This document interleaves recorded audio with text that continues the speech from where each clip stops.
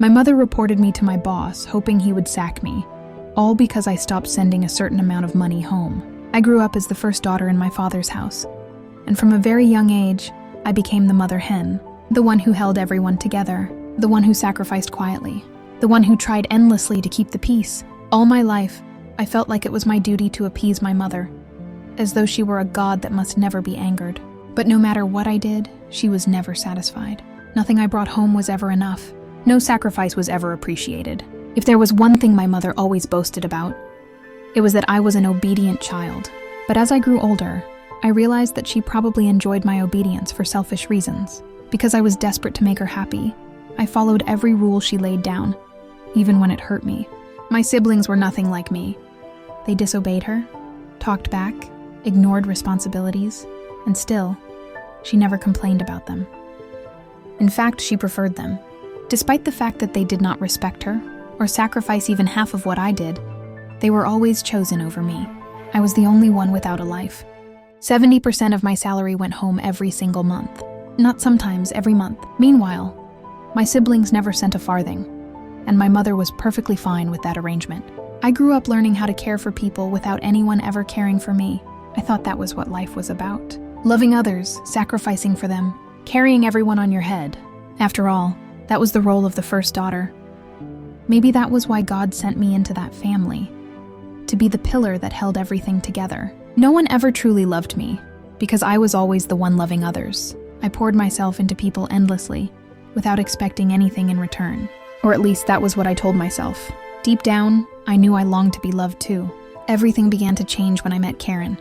He was the first man who ever bought me a Rolex watch. The first man who commissioned a portrait of me. On my birthday, he took me out, and against my will, he paid for the meal. Do not blame me for wanting to pay. No one had ever done that for me before. Whenever I visited him, I would do what I had always done.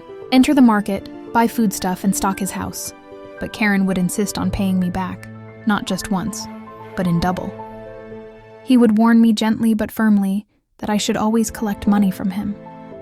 Karen never took advantage of my kindness or my vulnerability. He saw my fears before I ever spoke them out loud. He reminded me constantly that he was my man, and that I was not meant to carry financial responsibilities on dates.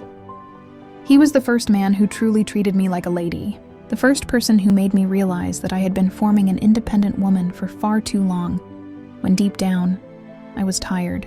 He made me see that it was okay to live a baby girl life. One day, he asked me a question that changed everything.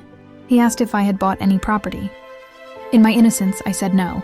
The disappointment on his face was immediate. He asked what I had been doing with my life all these years, knowing fully well that I earned very well. That conversation left me deeply ashamed. How could I not own a single property with all the money I had earned? I had spent it all sending money home, while they wasted it and never appreciated my efforts. Karen opened my eyes. He reminded me that I was educated, beautiful, and wise. That I had been living in self-pity for too long.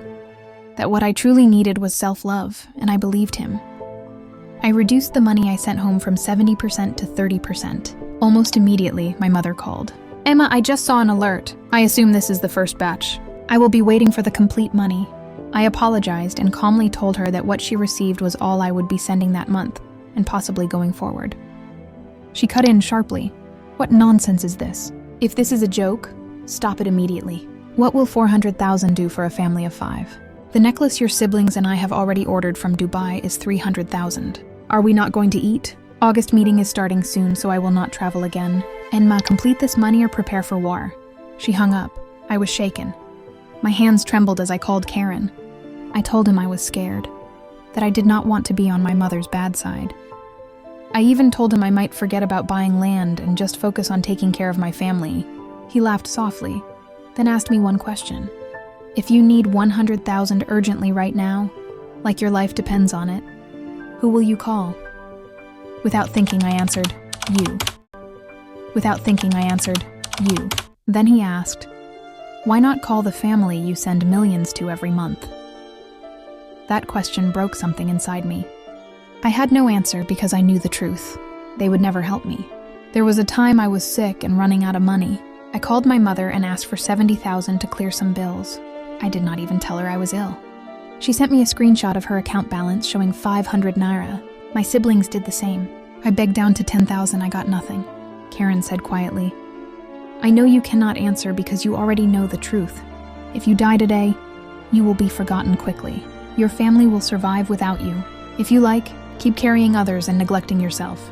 He ended the call. That night, my brain reset. I no longer needed anyone to explain who my family truly were. I know I just met Karen. On a second thought, a cunning whisper said to me, what if you buy all these property and he scam you and collect it? Wouldn't it be better you just take care of your family and forget about investments? I wagged my head and decided not to be deceived. Karen will always make me to confess that I have the mind of Christ. I won't be confused. I quickly contacted my land agent and bought a property to mark my 30th birthday. When threats stopped working, my family turned to emotional blackmail. It did not work either. Karen had taught me well. My mother went as far as reporting me to my boss, but the man was kind and wise. He had once questioned the amount of money I sent home and how I still struggled to survive monthly.